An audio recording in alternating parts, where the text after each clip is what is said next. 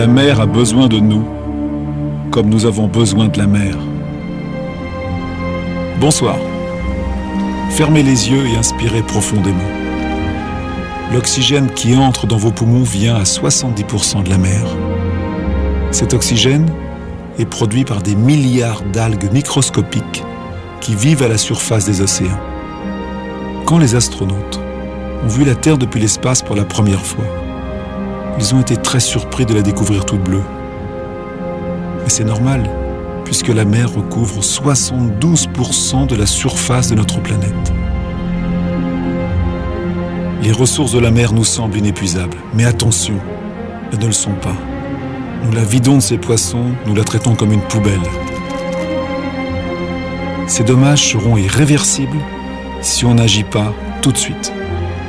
Il y a urgence. Nous approchons d'un point de non-retour. Au cours de cette émission, je vous emmène pour un voyage magnifique. Et vous l'aurez compris, très préoccupant. Nous sommes en Corse, sur une tour génoise. Il y a comme ça 90 tours qui protégeaient l'île contre les invasions. La France, grâce à tous ses territoires d'outre-mer, est le deuxième domaine maritime mondial, juste après les États-Unis. C'est pour ça qu'on a choisi de tourner cette émission en France. On a commencé par la Corse, parce que pour moi, les côtes de Corse sont les plus belles et les plus protégées d'Europe. Mais c'est un voyage planétaire que nous allons faire, car le problème de la mer est mondial. Regardez. Au Galapagos, un portrait de Paul Watson. Depuis 40 ans, ce Canadien, héros de la protection des espèces marines et de tous les combats. Si vous affrontez un pirate, vaut mieux être un pirate. En pillant les océans, nous dévastons des milieux que nous connaissons très mal. Dans les abysses, à plus de 5000 mètres sous la surface, découvrez un bestiaire fantastique.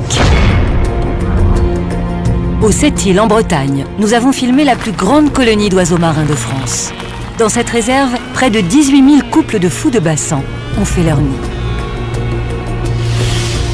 Norvège, un crabe géant dévaste tout sur son passage.